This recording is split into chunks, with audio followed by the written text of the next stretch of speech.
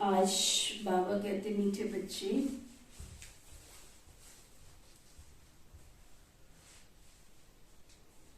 तुम्हें अच्छे संस्कार धारण कर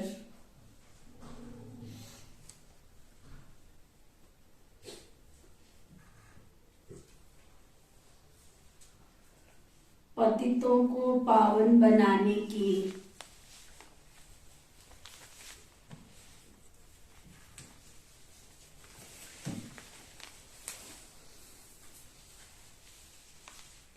सर्विस करनी है।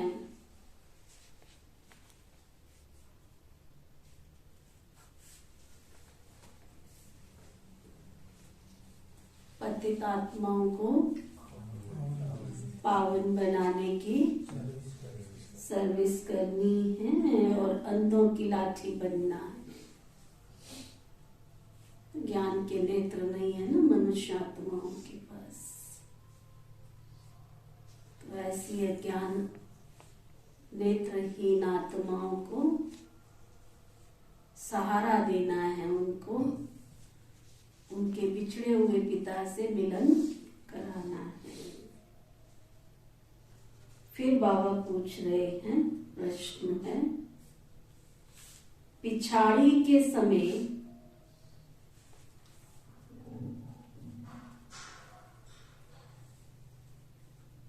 कौन सी अवस्था आनी है?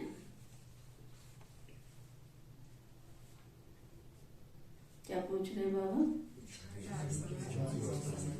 तो हमारी पिछाड़ी कब होगी हमको मालूम है?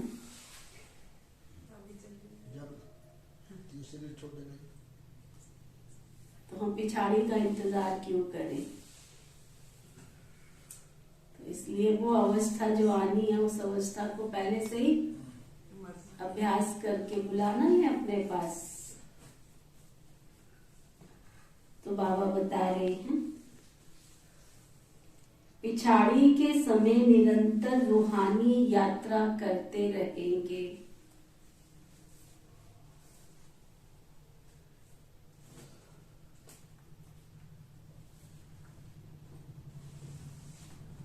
बैठे बैठे साक्षात्कार होंगे।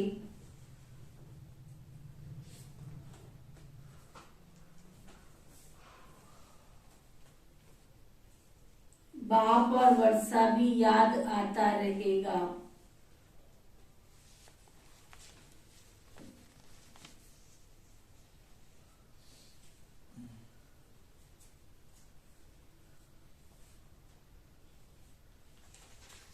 वैकुंठ देखते रहेंगे।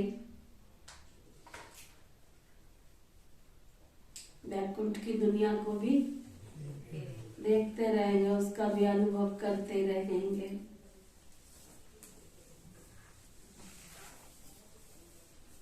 बस अभी हम ये प्रारब्ध पाएंगे।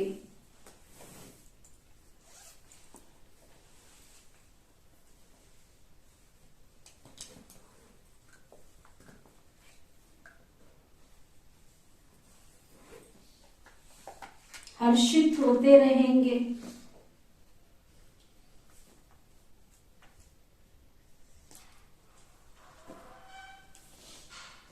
परंतु अच्छा पुरुषार्थ नहीं किया तो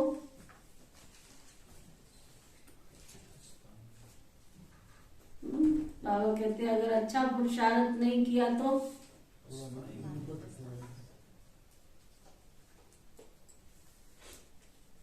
बहुत पछताना भी होगा, ये भी याद रखना।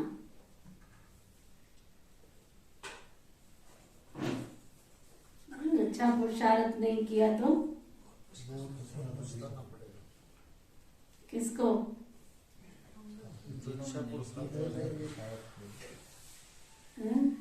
अच्छा पुरुषार्थ नहीं किया तो पछताना भी होगा और सजाओं का भी साक्षात्कार करते रहेंगे। फिर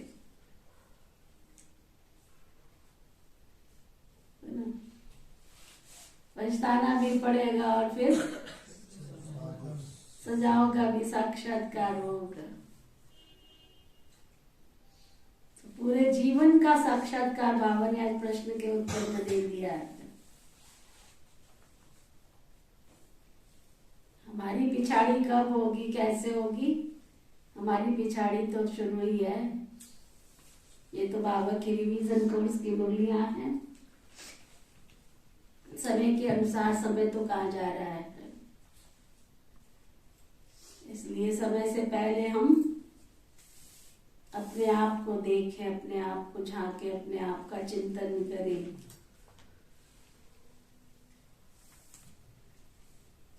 ऐसा समय आएगा, देखा ना कोरोना में क्या कर सकते थे हम और आप, सबने अनुभव किया ना, क्या कर सकते थे। तो जो बाबा के बच्चे थे, बीके बच्चे थे, कहीं ऑल ओवर वर्ल्ड में समाचार नहीं मिला कि वो डिप्रेशन में गए या वो चिंतित हुए या हताश हुए या उदास हुए। और ही ऑल ओवर वर्ल्ड में बाबा के बच्चों ने दिन रात योग किया, तपस्या की, भट्टी किया। और ये ऑनलाइन जो सेवाएं शुरू हुई है ना, सारे स्पीकर बन गए, सारे भट्टी कराने वाले बन गए। और इस ऑनलाइन से कितनी सेवा बाबा के बच्चे, जैसे बाबा ने कहा था कि एक समय आएगा जब देखना बच्चे, ये साइंस के साधन दूर दूर तक बाबा के बच्चों को साक्षात्कार कराने के निमित्त, बाबा का संदेश पहुंचाने के निमित्त बनेंगे। तो एक ये तो हवा का झोंका आया था एक उसमें, जब इतना बड़ा चेंज हो सकता है तो आप सोचो अभी तो बड़े बड़े दुखों के पहाड़ गिरने वाले हैं, तब क्या होगा। मधुबन में बाबा से मिलने के लिए कुछ ग्रुप्स आए थे। जब बाबा का पहला कोरोना के बाद मिलन मुलाकात शुरू हुआ, कितने बाबा के नए नए बच्चे आए हुए थे, कितने नए बच्चे जो कोरोना के बाद बाबा के बच्चे बने थे ऑनलाइन सेवाओं से। तो पहले से जिसने बाबा को याद किया होगा, निश्चय किया होगा, बाबा से शक्ति भरी होगी, पुरुषार्थ किया होगा, तभी वो बाबा ने जो आज कहा बैठकर क्या करेंगे, साक्षात्कार करते रहेंगे। वो तो प्रारब्ध की खुशी में रहेंगे कि अनुभव था। मधुबन में हमारी दीदियों ने, दादियों ने हमें अनुभव सुनाया। इतने लोग आए, इतने लोग आए, इतने लोग आए जो बाबा के घर में देकर के गए। और बाबा का महायज्ञ कभी रुका नहीं, दिन रात चलता रहा। लेकिन ये सब चीजें उनको अनुभव होंगी जिन्होंने क्या, ये सब चीजें, ये सब अनुभव उनको होंगे जिन्होंने बहुत काल से बाबा के साथ संबंध जोड़ा होगा, बाबा के साथ प्यार की अनुभूति की होगी, बाबा से बहुत बहुत बहुत दिल का एक बल, एक भरोसा, अटूट विश्वास, अचल अडोल, जिनकी स्थिर अवस्था रहेगी। तो एक तरफ विनाश होगा, एक तरफ बाबा के बच्चे मौज में बैठे होंगे, बाबा से मिलन मुलाकात करके हर्षित हो रहे होंगे, बस अब हम स्वर्ग में गए कि गए। तो ये थे बाबा के आज के महावाक्य, जिसमें बाबा हमें शक्ति भर रहे हैं कि बच्चे ऐसा पुरुषार्थ करो। गीत है रात के राही थक मत जाना, सुबह की मंजिल दूर नहीं है। इसलिए पुरुषार्थ करते करते क्या थकना नहीं। रात के राही थक मत जाना, सुबह की मंजिल दूर नहीं है, दूर नहीं है। ओम शांति। ये है रूहानी यात्रा। सबसे जास्ती महत्व इस रूहानी यात्रा का, रूहानी यात्रा। ये है ईश्वरीय भाषा अथवा भाषण। तुम भी भाषण करते हो ना। बाबा कहते सबसे जास्ती तो मैं भाषण करता हूं, क्योंकि मैं ज्ञान का सागर हूं, पतित पावन सबके गति और सदगति का दाता हूं। ज्ञान से सदगति होती है। बाबा कहते वास्तव में मेरा नाम भी तो एक ही है ना। ज्ञान का सागर और सदगति दाता तो एक को ही कहेंगे, बहुतों को तो नहीं कह सकते। दूसरे मनुष्य ये भी समझते हैं कि ये ड्रामा है, ये चक्र फिरता रहता है।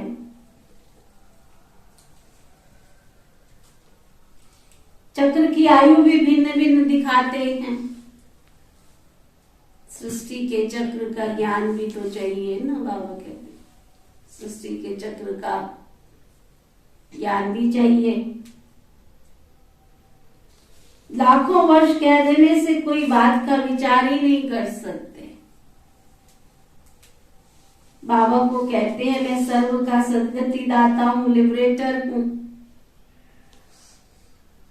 इतनी सभी आत्माएं जो ऊपर से आई थी, पहले नहीं थी तो जरूर आती हैं। कहते दुनिया बहुत बड़ी हो गई है, विशाल हो गई है ना? तो बाबा कहते कहां से आ रही है ये आत्माएं? कहीं तो इनका घर होगा, कहीं तो ठिकाना होगा जहां से आ रही है, तो फिर जाना भी तो वापस है ना। इसलिए दूर देश है जाना बाबू। दूर देश से आए थे, फिर वापस जाना भी है। वही परम धाम से आत्माएं आई है, फिर वही वापस चली जाएंगी।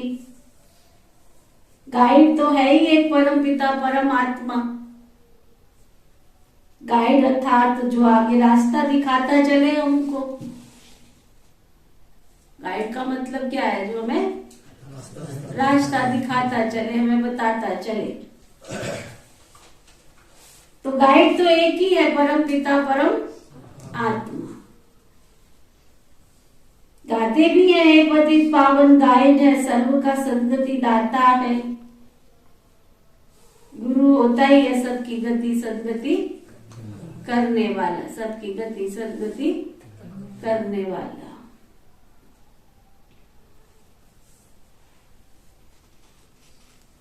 गुरु को आगे, फॉलोअर्स को पीछे रखा जाता है। यहाँ ऐसी बातें नहीं है। यहाँ तो एक बाप कहते बच्चे तुम आगे चलो, क्योंकि गौशाला भी तो है ना। देखो ये भी कितना बड़ा राज है। कहते कृष्ण ने गौएं चराई थी, और चराने वाला कभी आगे होता है कि पीछे होता है? पीछे होता है। तो कौन सी गौएं थी ये पता ही नहीं है उनको। अरे थोड़ा तो विवेक से काम ले लो, थोड़ा तो बुद्धि से काम ले लो। कृष्ण राजकुमार को गौएं चराएगा क्या? क्यों उसके घर में नौकर चाकर नहीं थे? हाँ, क्या सोच रहे? दूसरा गांव थे ना जहाँ सब गऊ है ना। हाँ ये हुआ ना, उत्तर ताली बजाओ। ऐसे ज्ञान बुद्धि में जाए ना। हम सब हवन आज श्री कृष्ण की गौएं है ना। शिव बाबा ने ब्रह्मा को, जो श्री कृष्ण की आत्मा थी अंतिम जन्म में, अभी ब्रह्मा बनी, और उसकी हम सभी गौएं हैं। इन गौओं को ज्ञान घास खिलाते हैं ना बाबा। ये मुरली क्या है? ज्ञान घास है ना, यही तो खिलाते, यही तो हमको गौएं खिलाए ना। गौओं को खिलाया था, गौशाला थी। गौओं के पीछे पीछे ग्वाला रहता है, नहीं तो गौएं इधर उधर चली जाए। इसलिए बाबा ने कितनी अच्छी मैनेजमेंट की है। सब एक जगह बैठकर बाबा के साथ ज्ञान का सत्संग करते हैं। ऑल ओवर वर्ल्ड में ऐसा है क्या? सब मंदिर में जाते हैं, एक सुबह आ रहा है, दोपहर को आ रहा है, शाम को जा रहा है। बैठ करके मिलते हैं किसी के साथ में? कोई पाठ करते हैं क्या? अपना अपना पाठ करते हैं। बाबा ने मिलने की कितनी, ये मुरली क्या है? ये कोई पाठ थोड़ी ही है। ये मुरली तो बाबा हमसे बातें करते हैं, रोज सुबह बाबा हमसे मुलाकात करते हैं। जिसको बाबा से बातें करना अच्छा लगे ना, वो मुरली में से भी कर सकता है। जिसको एक बार ये आ जाए कि शिव बाबा ब्रह्मा के द्वारा हमसे बात करने आए हैं, रोज बाबा हमसे बातें करते, रोज मुलाकात करते, मुलाकात करने आए। तो बाबा कहते बाप ही पिछाड़ी में रहते। आजकल भगत लोग समझते हैं आगे महात्मा जी हो, उनसे आगे जाना तो बेइज्जती समझते हैं। बाबा कहेंगे बच्चे तुम आगे हो, यहाँ तो महात्मा वाला सवाल नहीं है ना, यहाँ तो बाप है ना वो हमारा। तो बाप तो अपने बच्चे को क्या करते हैं, आगे रखते हैं ना, कंधे पर उठाते हैं। बाप को तो पिछाड़ी में सारी नजर रखनी पड़ती है कि कोई खा ना जाए। मिसाल है ना, शेर आया शेर आया शेर आया शेर आया। सुनिए ना, एक छोटा सा कहानी सुनाते हैं। गौ चराने वाला था, एक दिन उसको मजाक सूझ गया, कहता शेर आया। लोग समझे शेर आया, सचमुच दौड़े सब अपने घरों से, हंसने लगा, कहते शेर नहीं आया, मैंने मजाक किया था ऐसे। चले गए वापस। एक दिन का सचमुच शेर आ गया। उसने कहा ये तो मजाक करता रहता है, और क्या किया, कोई आया ही नहीं, और उसको शेर खा गया। तो बाबा कहते हैं परंतु शेर तो था ही नहीं। तुम्हारे लिए भी कहते हैं, ब्रह्मा कुमारियां तो रोज कहती रहती है विनाश होगा विनाश होगा। रोज कहती रहती है विनाश होगा विनाश होगा। होता तो है नहीं है, परंतु होना तो जरूर है ना। आगे चल मनुष्य समझ जाएंगे कि बरोबर विनाश का समय है। तुम बच्चे जानते हो विनाश किसके लिए है, ये किसी को मालूम नहीं है। दुनिया को कुछ भी पता ही नहीं है, जानती नहीं है दुनिया। अच्छा, महाभारत लड़ाई के बाद क्या हुआ किसको पता नहीं है। बस महाभारत लड़ाई थी, कितना देखो कितनी गहरी गहरी बातें। इतना सब कुछ करने के बाद पहाड़ों पर चले गए पांडव, और कुत्ता भी साथ में गया उनके, और सब पहाड़ों पर गल के मर गए। तो गल के मरने के लिए इतनी बड़ी लड़ाई की थी क्या? एक तरफ कहते हैं कि सब गल के मर गए थे, दूसरी तरफ कहते हैं महाभारत लड़ाई के बाद स्वर्ग के द्वार खुले थे, स्वर्ग में गए थे सब। तो वो स्वर्ग कौन सा था ये सबको मालूम ही नहीं। पहाड़ों पर चले गए थे, पहाड़ों पर गल के मर गए थे। गल के मर गए थे माना, बाबा कहते बच्चे तुम्हें भी गल के तुम भी मरोगे। गल के मरना माना बच्चे तुम्हें देह भी याद ना आवे, देह धारी भी नहीं याद आवे, अशरीरी अवस्था हो जाएगी। अशरीरी अवस्था को उन्होंने कह दिया गल के मर गए। गल के थोड़े मर गए, बेसुध हो गया था देह, और देह की दुनिया को भूल गए। अब कहते कुत्ता भी साथ में था। वो कुत्ता कौन सा था? हाँ जी, कौन बताएगा? कुत्ता कौन सा था उसमें? कहते कुत्ता भी साथ में गया था। पूरे महाभारत में कहीं पर भी कुत्ता नहीं दिखाया कहीं पे भी, पूरे महाभारत में। वो कुत्ता जाते समय कहां से बीच में आ गया भाई? वो कुत्ता कहां से आ गया? सबसे ज्यादा देह अभिमान कुत्ते के अंदर होता है, सबसे ज्यादा देह अभिमान। रास्ते में चल रहे हो, कोई मतलब नहीं है, फिर भी भौंक रहा है। उसको लगता है मैं गली का कुत्ता हूं, इस गली का मालिक हूं मैं। तो वो कुत्ता कौन सा था? देह अभिमान का कुत्ता, मैंपन का कुत्ता। कुत्ते के अंदर गुण बहुत है, वो वफादार है, मालिक के प्रति पूरा वफादार है वो, लेकिन देह अभिमान। तो वो देह अभिमान का कुत्ता कि पांचों पांडव जो है ना युद्ध जीते थे, लेकिन जीतने के बाद उनको क्या आ गया? देह अभिमान आ गया। हमने युद्ध जीता है, हमने युद्ध जीता है, इसलिए वो देह अभिमान का कुत्ता, उसके सहित वो गल के खत्म हो गए थे पहाड़ों पर। दे अभिमान भी खत्म, मैं ना रहूं, तू ना रहे। जिसके अंदर से मैंपन खत्म हो जाए, ना ये दुनिया मेरी है ना तेरी है, ये दुनिया तो रैन बसेरी। हम आए भी अकेले थे, जाना भी हमें अकेले है। रोज अपने आप को एकांत में बैठकर पढ़ाना पड़े कि सचमुच ये नीति, तू आई भी अकेली थी, तुझे जाना भी अकेला है। जब तुझे जाना ही है इस संसार से, तो किस दमदम में लगी पड़ी है? ऐसे पढ़ाना पड़े रोज। कोई भी अगर कमाई कर रहा है तो अपनी कमाई कर रहा है। मान लो बाबा के घर में कोई तन से करता है तो अपने लिए कर रहा है ना, नीति के लिए थोड़ी कर रहा है। कोई तन से कर रहा है, कोई मन से कर रहा है, कोई धन से कर रहा है, कोई सुबह पुरुषार्थ कर रहा है, कोई अमृत वेला कर रहा है, कोई नहीं कर रहा है, कोई बाबा का कहना मान रहा है, कोई नहीं मान रहा है। सब अपने लिए कर रहे हैं ना। नीति तू क्यों बैठ के चिंता कर रही है इनकी?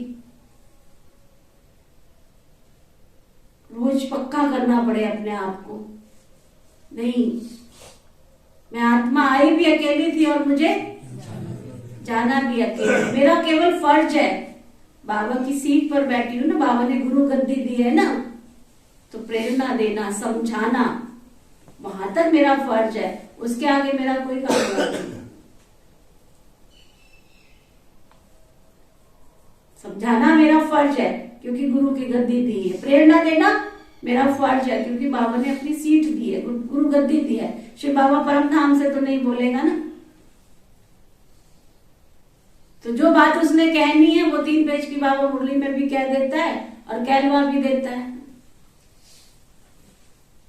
तो हम सब मनुष्य आत्माओं को पुरुषार्थ करना पड़े कि ये आत्मा तू आई भी अकेली थी और तुझे जाना भी अकेले। क्यों दमदम में लगे पड़े हो? क्यों?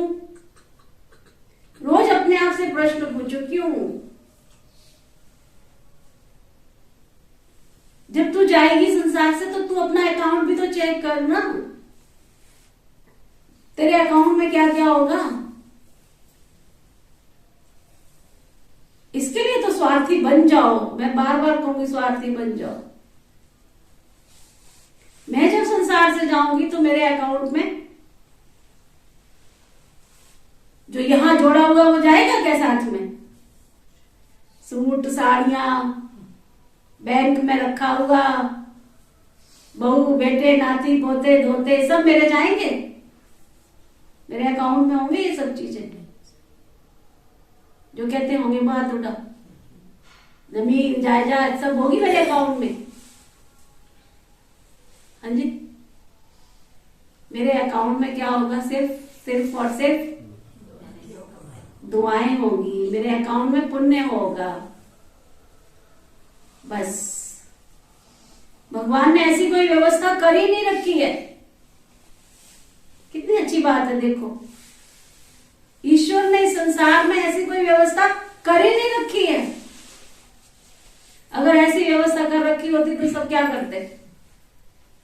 उठा उठा के ले जाते यहां से। कहते नहीं, आए भी तुम खाली हाथ तो और जाओगे भी तुम खाली हाथ नहीं जाते। आए तुम खाली हाथ थे, दिखाया, लेकिन ना मनुष्य खाली हाथ आता है ना खाली हाथ जाता है। इतनी अच्छी व्यवस्था कर रखी है कि तुम पुण्य का अकाउंट जमा करके जाओ। पुण्य और पाप दोनों मनुष्य आत्मा लेकर आती है और लेकर जाती है। तो क्यों ना मैं अपने पुण्य का अकाउंट ज्यादा करूं? रोज चेक करो मेरे अकाउंट में से पाप कितने खत्म हो गए हैं। नहीं हो गए तो उनको खाली करो, भरतू करो, उसमें से भरतू करो।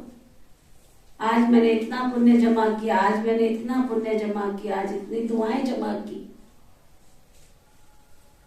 यहाँ वाली करेंसी तो परम धाम में चलने वाली नहीं है, सुख धाम में चलने वाली नहीं है। यहाँ के नोट चलने वाले नहीं है, यहाँ की सूट साड़ियां सब चलने वाली नहीं है, यहाँ की जमीन जायदाद सब स्वर्ग में तो जाएगी नहीं। अकेले जाना पड़ेगा। पक्का रहना तो नहीं पड़ेगा अकेले। रहना तो नहीं पड़ेगा अकेले, अकेले तो रहना नहीं पड़ेगा। नहीं अकेले भी रहना पड़ेगा। हमारे संगी साथी होंगे ना, जिन्होंने पुण्य का अकाउंट किया वो जाएंगे तो उनके साथ रहेंगे ना। ठीक है, तो इसलिए बाबा कहते तुम बच्चे जानते हो ये विनाश किसके लिए है, दुनिया को तो मालूम नहीं है। अच्छा, महाभारत लड़ाई के बाद क्या हुआ किसको पता थोड़ा ही है क्या हुआ। तुम बच्चे तो नंबरवार पुरुषार्थ अनुसार जानते हो, बताए ना महाभारत लड़ाई के बाद क्या हुआ। अरे मैं महाभारत की लड़ाई का इंतजार क्यों करूं, मेरा अंत कब होगा मुझे पता है ये क्या। इसलिए मैं अपने अकाउंट को हर घड़ी देखती रहूं, बस बाबा मेरे अकाउंट में इतना पुण्य का ग्रेड जो है ना वो बढ़ता जा रहा है, खाली नहीं बढ़ता जा रहा है। अच्छा, हमको बाबा की मदद कितनी है ये भी तो चेक करो। अगर हम अभी पुरुषार्थ कर रहे हैं तो पुरुषार्थ में एक कदम हमारा और 1000 कदम भगवान के साथ जुड़े हुए हैं। एक कदम हमारा और 1000 कदम बाबा में 1000 गुना मदद करने के लिए तैयार रहते हैं। तुम संकल्प तो करो, देखो आप संकल्प करो मुझे सुबह अमृत वेले उठना है, तुम केवल संकल्प करो और बाबा इतना चौकीदार बन जाता है, इतना सुना, इतना आज्ञाकारी वफादार सेवादारी बन जाता है। तुम उठोगे नहीं वो बार बार टक टक करेगा तुम्हारे पास होके, उठो उठो उठो उठो। आंख खुलती रहेगी, तुम सोने की कोशिश करोगे फिर उठोगे, फिर सोओगे फिर उठोगे। वो इतना सेवादारी, तुम एक बार संकल्प तो कर दो, एक बार संकल्प कर लो तुम मैंने ये सेवा करनी है, फिर बाबा आपको टक टक करेगा अंदर, बच्चे करो। तो इतना वफादार इतना सेवाधारी बाप हमें मिला है, उसकी मदद मिली है, तो कितना हम ना पुरुषार्थ करें। तुम जानते हो बाबा आया है हम सभी मनुष्य आत्माओं को पतितों से पावन बनाने के लिए। तो बच्चों को भी तो यही सर्विस का कुछ पद माना है, पतितों को पावन बनाना, अंधों की लाठी बनना है। रास्ता बताया जाता है अल्प और बे का, बस ये पढ़ाई बहुत सहज। ये त्रिमूर्ति का झाड़ सामने खड़ा है, त्रिमूर्ति तो नंबर 1 है ना शिव के साथ, त्रिमूर्ति मशहूर है। शिव परमात्मा तो उनसे भी ऊंच है, वह विस्पति सूक्ष्म है, उनसे ऊंच तो परम पिता परमात्मा है ना, परंतु उनका नाम रूप देश काल कुछ भी जानते नहीं है। तुम बच्चे भी नहीं जानते थे, दिन प्रतिदिन सब कुछ तुमको समझाया जा रहा है। तुम जानते थे क्या, तुम जानते थे क्या तुमको समझाया जा रहा है। अभी तुम समझ चुके हो हम आत्मा हैं, अब तुम समझ चुके हो कि हम आत्मा हैं। संस्कार तो आत्मा में ही भरते हैं ना, आत्मा ही, अच्छे बुरे संस्कार आत्मा में है। इस समय अच्छे संस्कार बहुत कम है ना, बाकी तो बुरे संस्कार है, सबके अंदर गिरने के संस्कार है। इस समय कोई के भी अच्छे संस्कार नहीं कहेंगे, जबकि है ही रावण राज्य। माया की दुनिया में कोई अच्छे कोई बुरे तो होते ही हैं, कोई पाप करते रहेंगे, कोई कहेंगे इनके संस्कार अच्छे नहीं हैं। बुरे संस्कार वाले अच्छे संस्कार वाले देवताओं के आगे जाकर के उनकी महिमा गाते। भारत बिल्कुल अच्छे संस्कार वाला था, बुरे संस्कार वाला है। मनुष्यों को ये पता ही नहीं है। बाबा समझाते हैं जो ऊपर से नई नई आत्माएं आती है ना, पहले अच्छे संस्कार वाली होती है, फिर बुरे संस्कार वाली हो जाती है। फिर उनको ही तमो प्रधान से सतो प्रधान जरूर बनना है। भारत के ही चित्र सामने है, बुरे संस्कार वाले वैद देवताओं का वर्णन करते रहते हैं, क्योंकि वह है ही दैवी गुण वाले, वो है ही दैवी गुण वाले। अब आप थोड़ा विचार करो अपनी बुद्धि से। जैसे आजकल का शौक चला है कि सब कान्हा जी को लड्डू गोपाल जी को साथ रखते, साथ रखने से क्या होगा, उनकी मदद मिल जाएगी। क्या विचार है आप सबका? हाँ, मदद मिल जाएगी? साथ रखने से मदद मिल जाएगी? ये तो वही बता सकते हैं रखते हैं। अंधश्रद्धा की भक्ति से कभी मदद नहीं मिलती है। पुण्य का अकाउंट तुम्हारे पास है तो मदद जरूर मिलेगी। केवल घर में मूर्ति रखने से मदद नहीं मिलेगी। मूर्ति जैसा बनते जाएंगे तो मदद जरूर मिलेगी। तो बाबा कहते दैवी गुण वाले मनुष्य तो मनुष्य से देवता कहलाते हैं। ये है ही आसुरी गुण वाले। दुनिया में क्या है? सब आसुरी अवगुण वाले। समझते भी है विकार में जाना आसुरी स्वभाव है, इसलिए सन्यासी भाग जाते हैं। फिर कहते मैं फलाने सन्यासी का फॉलोअर्स हूं, परंतु सब तो फॉलो करते नहीं है। कहेंगे फलाने गुरु जी का फॉलोअर हूं मैं, परंतु फॉलो करते तो नहीं है ना। तुम जानते हो ये देवी देवता पवित्र प्रवृत्ति मार्ग थे, प्रवृत्ति मार्ग के थे, वही अब अपवित्र बने। बाप समझाते हैं तुमने पूरे 84 जन्म लिए हैं। दैवी दुनिया और आसुरी दुनिया गाई जाती है ना। अभी तुम समझते हो रावण के कारण इतना अथा अथा अथा चारों तरफ दुनिया में कितना दुख ही दुख है, दुख ही दुख है। नानक दुखिया सब, कोई तन से दुखी, कोई मन से, कोई धन से, कोई अपने आप से दुखी है ना। एक नई बीमारी चल गई है डिप्रेशन। अरे किस चीज का डिप्रेशन हो गया तुमको? धन है तो धन नहीं संभल रहा है, बच्चे हैं तो बच्चे नहीं संभल रहे। छोटे छोटे बच्चों को लेके आ जाते हैं हमारे पास लोग, बहन जी आप कोर्स कराते हैं तो हमारे बच्चों को करा दो ना। बच्चे को कोर्स करा दो। कितने साल का? भी 3 साल की बच्ची है। 3 साल की बच्ची, बताओ। कहते इतना दुख दिया हुआ है ना इसने, बात मत पूछो। 5 साल का बच्चा इसने इतना दुख दिया है।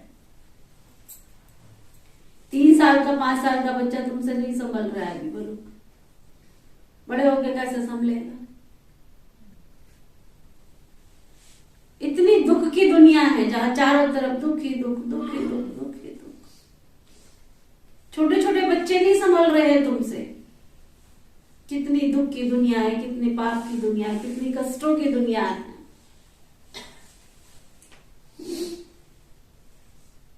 कहते थे 5 साल का बच्चा महात्मा होता है। महात्मा का मतलब क्या होता है?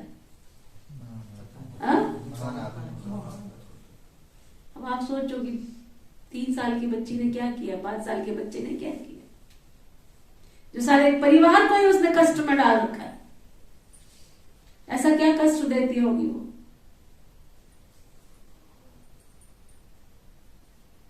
बहुत दुख की दुनिया है बाबा कहते हैं।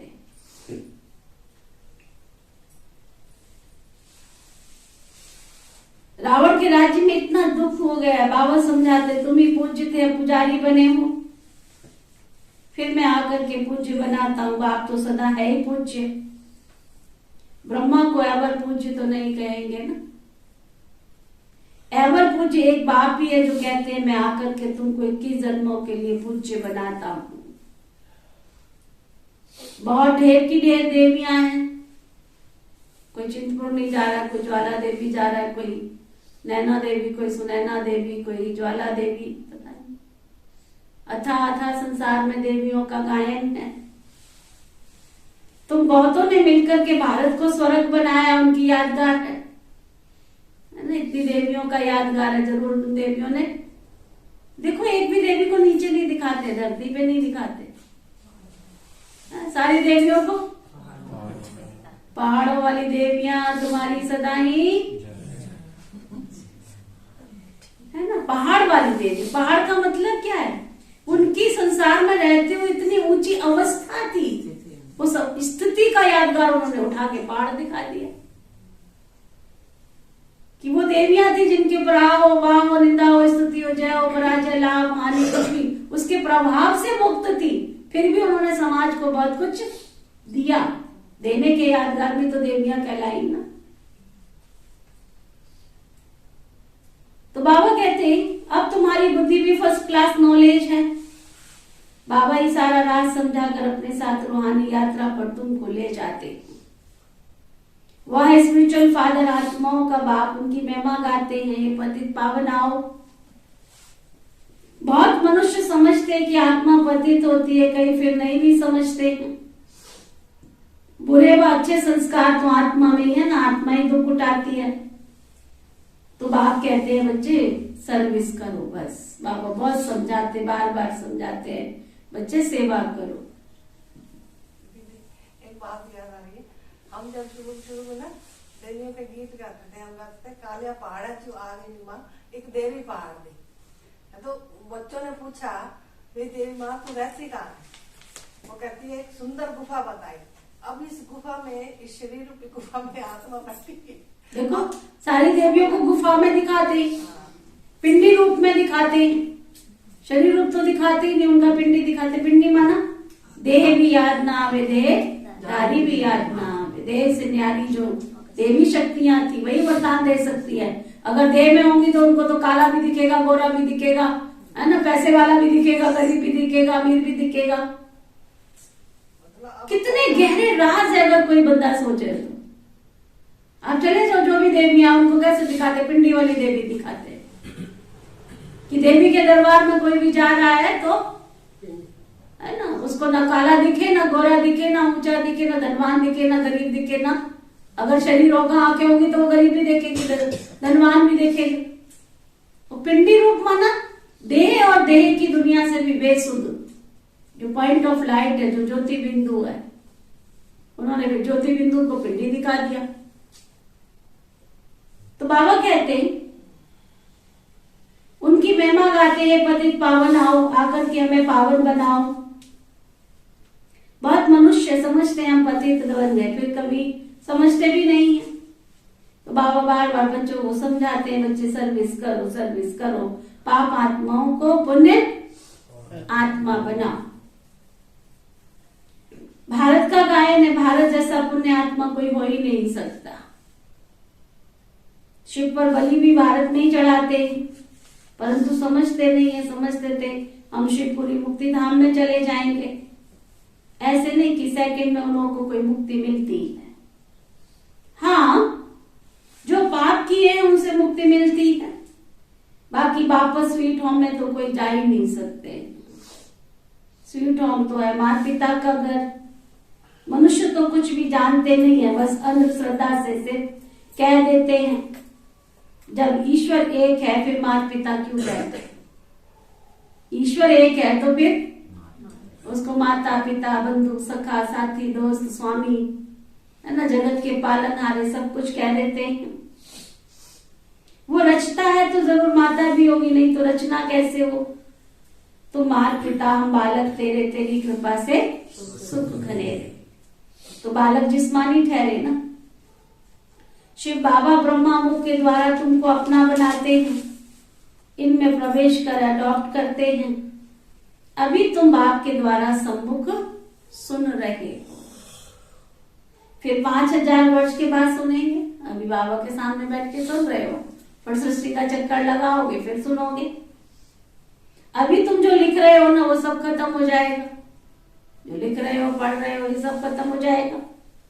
फिर ये बातें बताए कौन तुमको? समझो कोई नीचे से पुराने कागज आदि निकलते हैं जिससे शास्त्र बैठ बनाते हैं, फिर भी भक्ति मार्ग वाले वही शास्त्र निकलेंगे। कोई नए तो नहीं बनाए, ड्रामा प्लान अनुसार नीचे से वही निकले होंगे।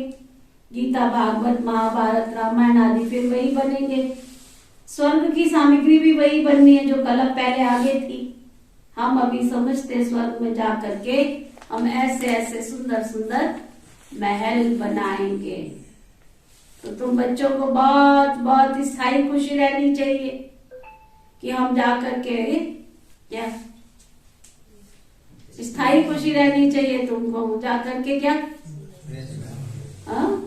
तुम्हें स्थायी खुशी रहनी चाहिए। हम जाकर के बहुत बहुत सुंदर सुंदर प्रिंस और प्रिंसेस बनेंगे।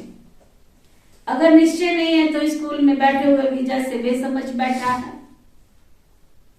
आके बैठ जाते हैं कि देखो 3-3 4-4 महीने क्या करने आ रहे थे यहाँ पर, जब समझ में ही नहीं आया तो चले गए ना, फिर छोड़ करके चले जाते। निश्चय नहीं है तो बैठे भी जैसे बाबा कहते बेसमझ बैठा है। यहां भी अगर नॉलेज समझ कर किसको समझाते नहीं है तो बेसमझ हुए ना। राजाएं तो बनने हैं, फिर भी कोई सूर्यवंशी बनेंगे तो कोई फिर चंद्रवंशी भी बनेंगे। पढ़ाई में बहुत बहुत फर्क पड़ जाता है। बाबा तो अच्छी रीति से बच्चों को बार बार समझाते रहते हैं। बच्चों को अच्छी रीति पुरुषार्थ करना पड़े, बाप और क्या करेंगे फिर, बताओ और क्या करें। बाबा तब सब तो समझा रहे, कैसे उठना है, कैसे बैठना है, कैसे खाना, सब कुछ तो बाबा समझा रहे। अरे बच्चे तुम देवकुल की आत्माएं हो, कितना अच्छा बाबा ने सम्मान दिया।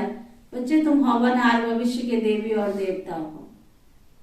अगर हमारी बुद्धि में यहाँ बैठ जाए कि मैं हवनहार भविष्य की देवी हूँ, मैं हवनहार भविष्य का देवता हूँ, बुद्धि में ही तो नहीं बैठ रहा है ना कि हम देवता हैं।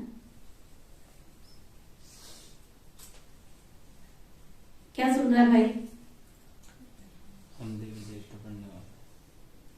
बुद्धि में बैठना चाहिए ना कि हम मनुष्य से देवी देवता बनने वाली आत्माएं हैं, मनुष्य से देवता बनने वाले हैं। अगर मेरे इस कॉन्शियस में या सब कॉन्शियस माइंड में बैठ जाए, मेरी भ्रुकुटी की कुटिया में बैठ जाए कि सचमुच में देवी हूं, सचमुच में देवता हूं, सुना, तो उसको पुरुषार्थ करना पड़ेगा। हाँ? देवताओं को अशुद्ध भोजन खिलाते नहीं, मैं देवी हूं, मैं क्यों अशुद्ध भोजन खाऊं? देवता है तो सुबह क्या, देवता तो क्या करते हैं, दर्शन देते हैं ना। मैं दर्शन देने वाली देवी हूं, दुनिया मेरे दर्शन मांगने आई, मैं ऐसी बैठी रहूं।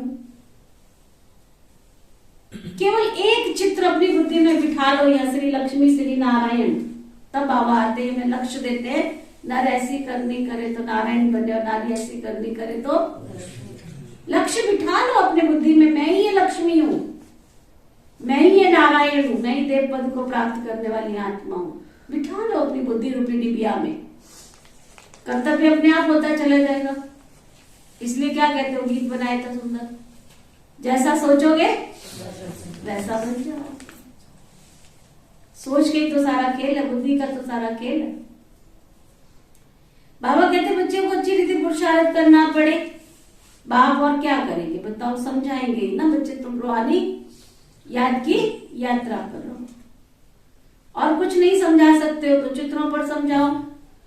यह भी देखते हो जिनको समझाते वो बहुत आगे चले जाते हैं, और धर्म वाले भी आते। बाबा ने साक्षात्कार तो पहले से कराए कि ये इब्राहिम बौद्ध क्राइस्ट भी आएंगे, ये सब समझने की बात है, बिल्कुल सहज है। सृष्टि चक्र को समझना बहुत सहज है, मुश्किल बात है बाबा की याद में रहना। ज्ञान तो समझ में आए, लेकिन मन जो है बाबा की याद में बैठ जाए, पवित्र बन जाए, डिफिकल्ट है रूहानी यात्रा, इसमें थक जाते। अगर सारा दिन याद ठहर जाए ना, फिर तो कर्मातीत अवस्था ही हो जाए। स्कूल में पास तो तब होंगे ना जब रिजल्ट निकलेगी। स्कूल में पास तो तब होंगे जब रिजल्ट निकलेगी।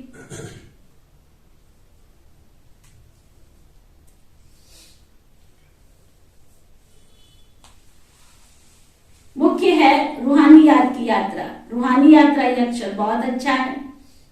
योग में ही मेहनत है, हठ योग वाले तो बहुत है, परंतु ये रूहानी योग है।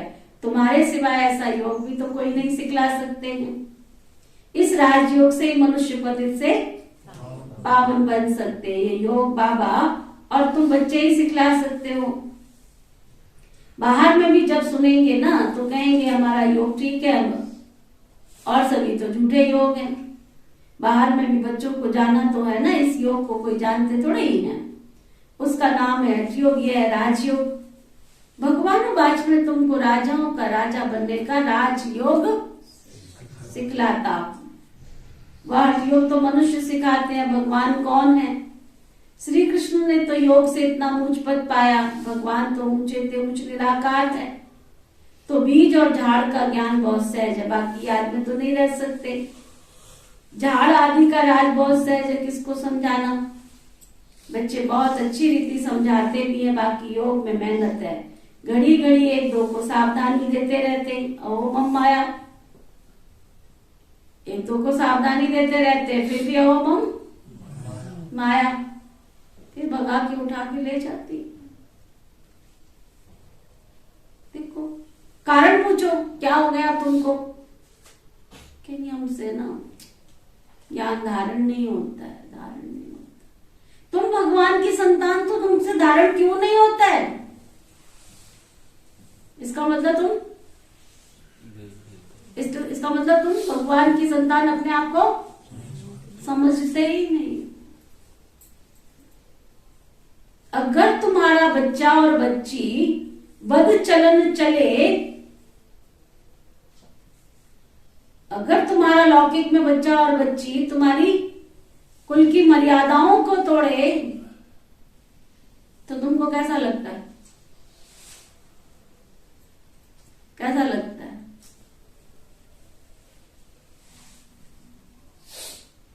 सोचो ना, विचार करो ना, कि जब हमारा लौकिक बेटा और बेटी वो अगर हमारी आज्ञा के अनुसार नहीं चलता है, अगर वो बदचलन चलता है, तो हमको बर्दाश्त नहीं है। अरे हम तो ईश्वर की संतान हैं। तुम अपने बच्चे और बच्ची के लिए दिन रात मेहनत करते हो, दिन रात। सुबह से माता पिता के पास काम क्या है? काम क्या है? बच्चों के लिए सब कुछ बच्चों के लिए करते हैं।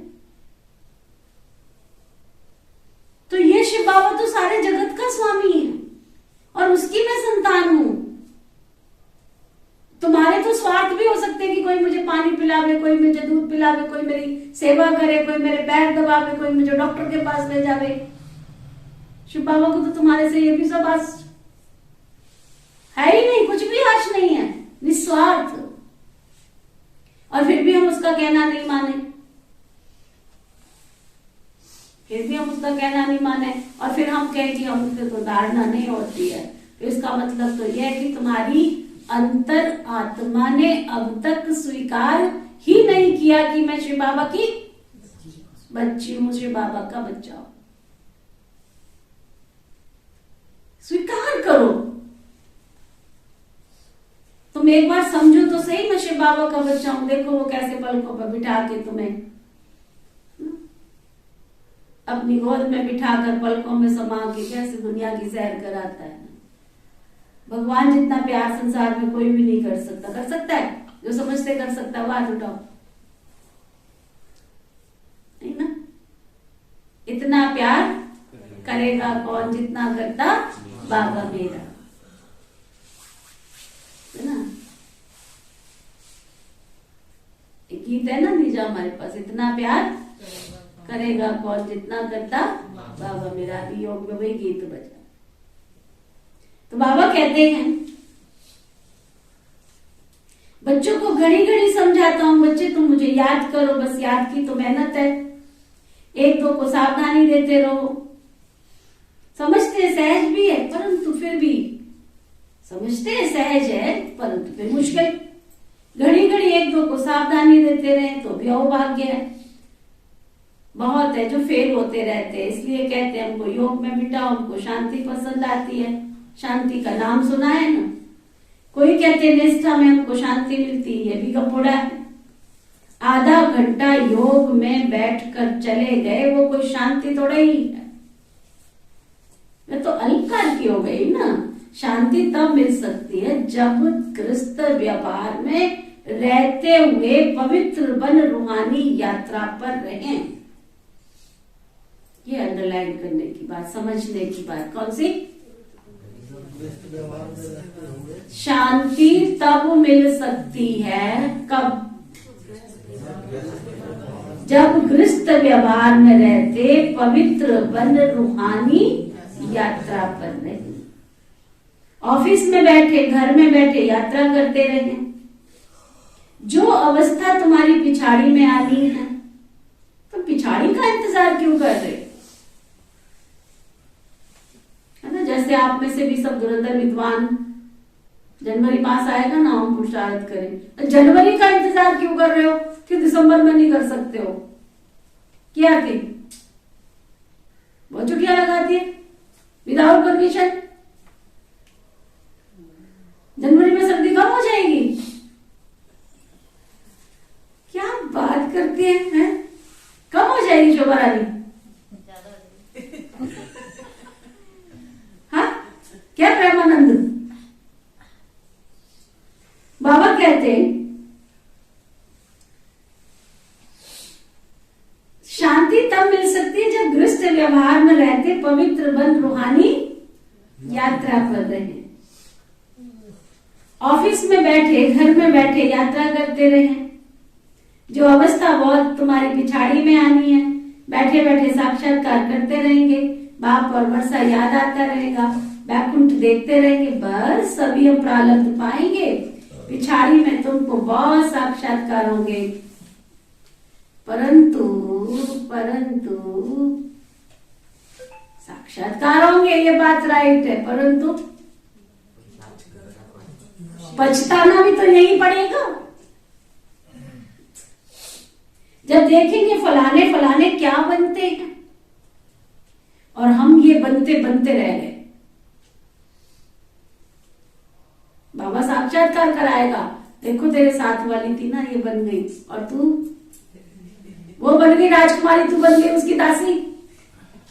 फिर क्या करोगे? विमर्श करो सीन को। हंसने की बात नहीं है, हंसने की बात नहीं है, रियलाइज करने की बात है।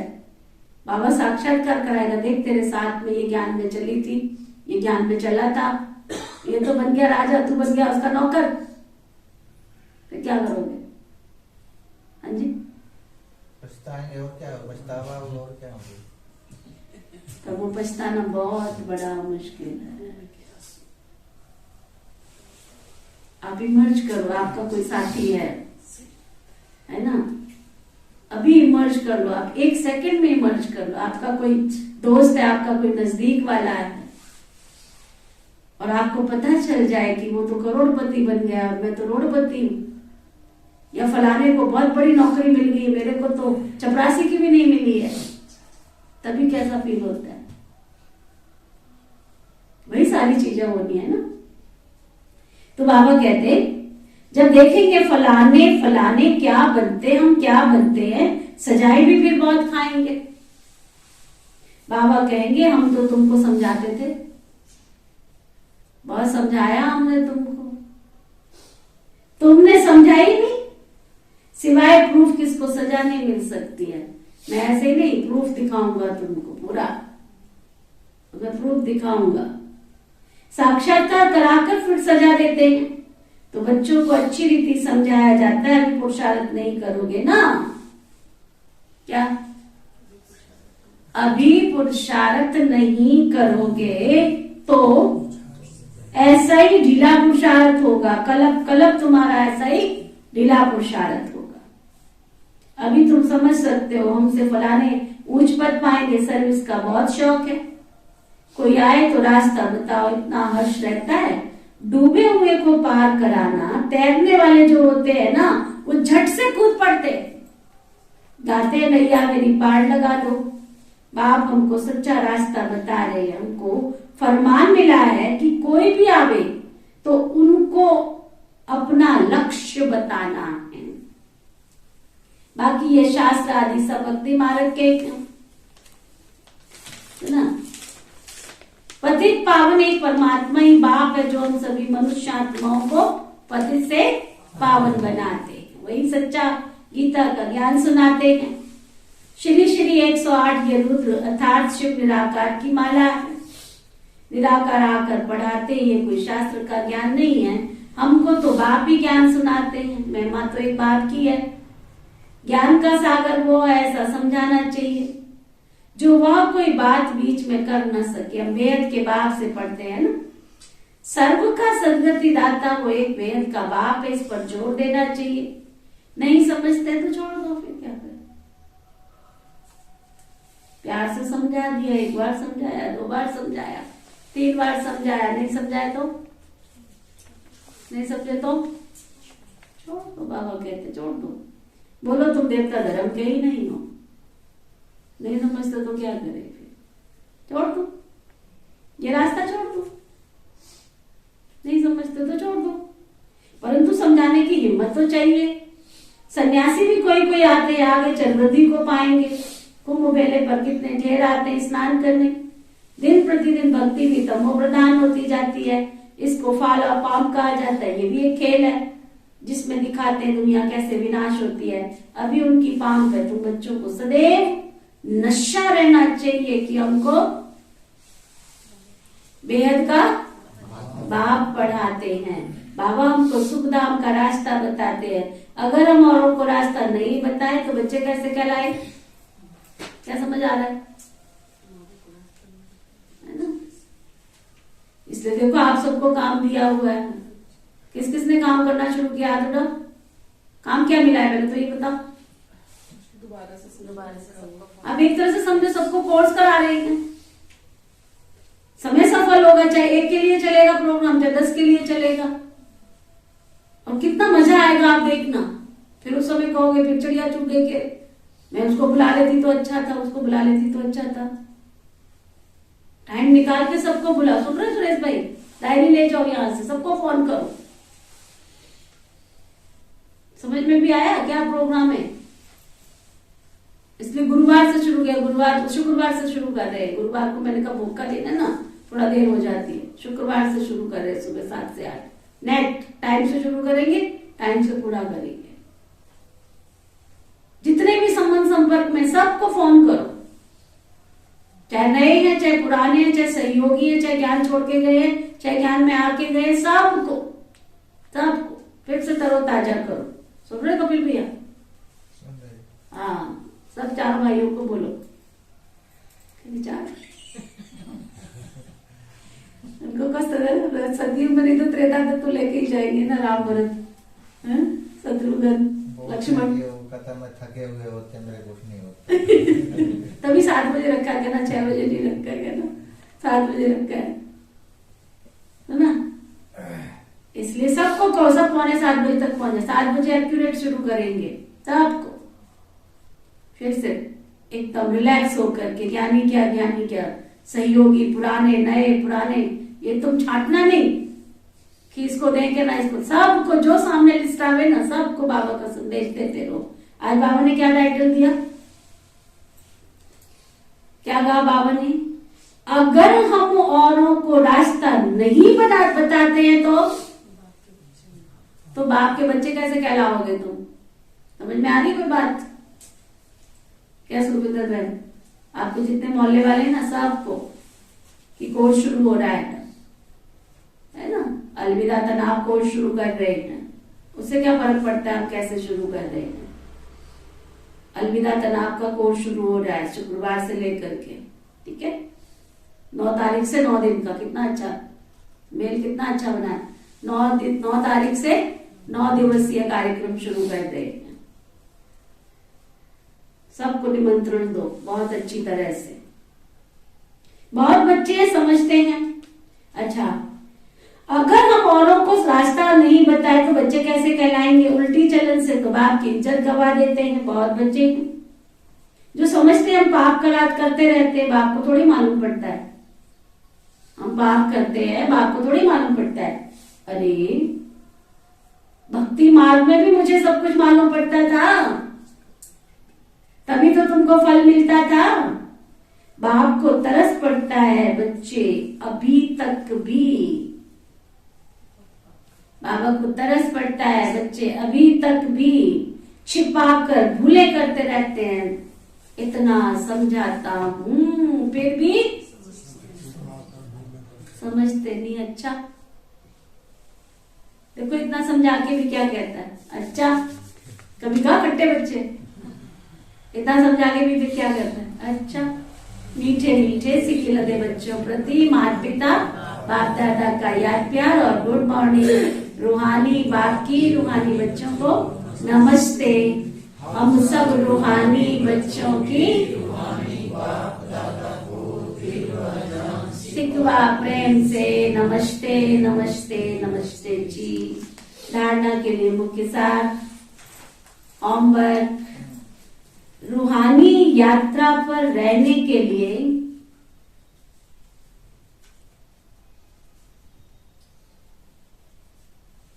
एक दो को सावधान करते रहना है।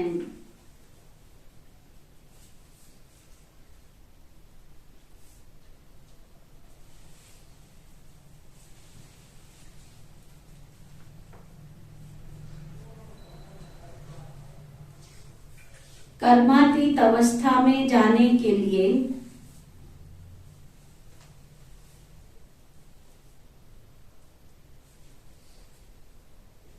सारा दिन याद में रहने की मेहनत करनी है।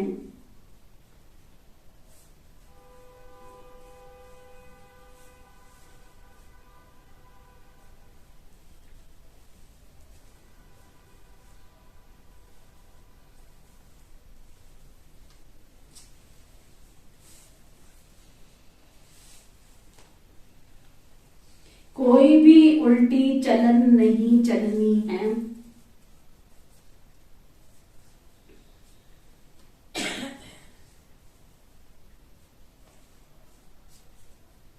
सबको सुखधाम का रास्ता बताना है।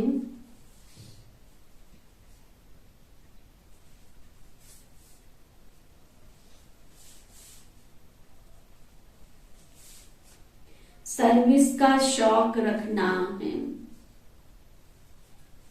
ना, सबको सेवा का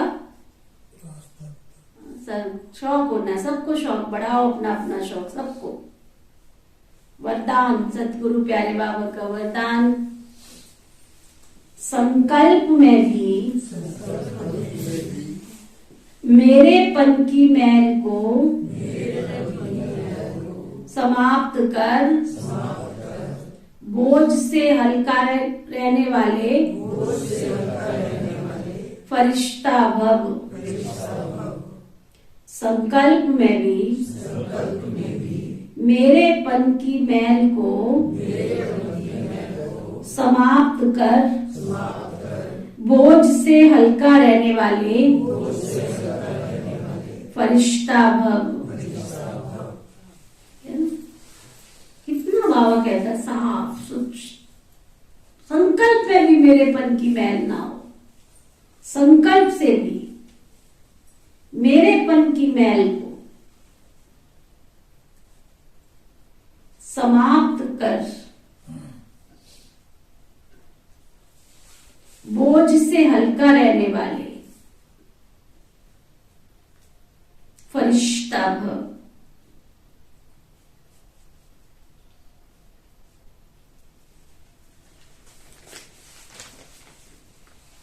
मेरेपन का विस्तार ही बोझ है।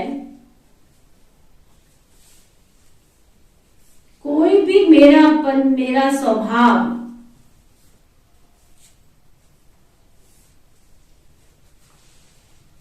मेरा संस्कार, मेरी नेचर,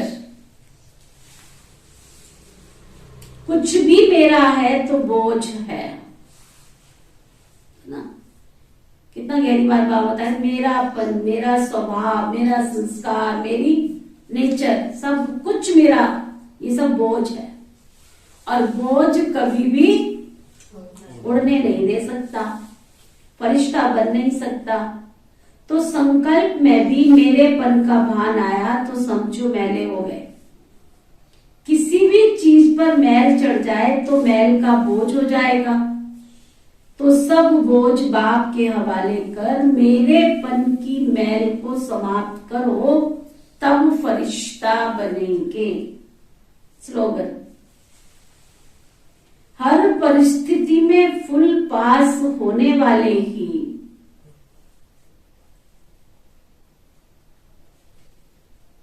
मास्टर सर्वशक्तिमान हैं। हर परिस्थिति में फुल पास होने वाले ही मास्टर सर्वशक्तिमान हैं। तो आज का रूहानी इंजेक्शन,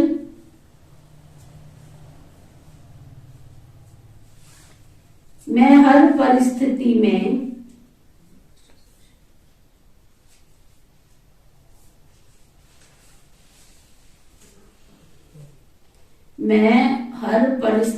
में फुल पास होने वाली मास्टर सर्वशक्तिमान आत्मा हूं।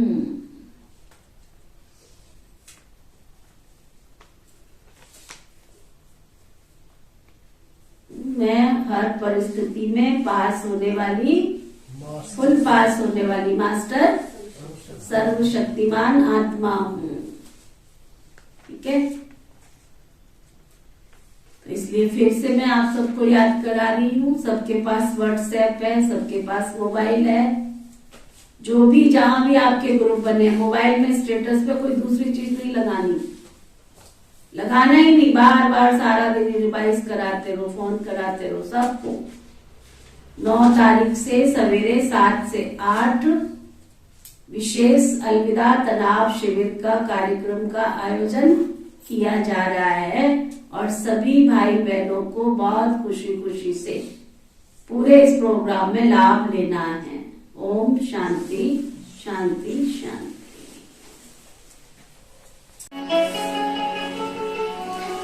कौन करेगा बाबा तेरे सिवा, कौन करेगा बाबा तेरे सिवा।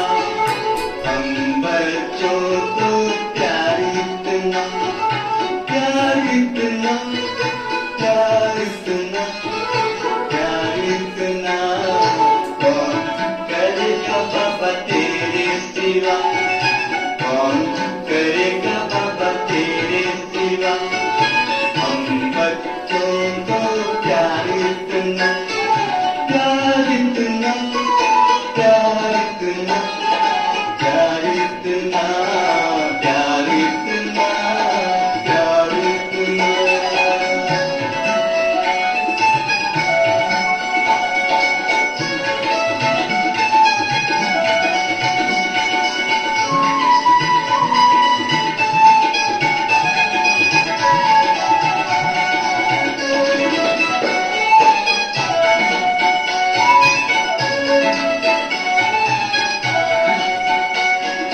झूठी दुनिया का प्यार है झूठा, झूठी दुनिया का प्यार है झूठा।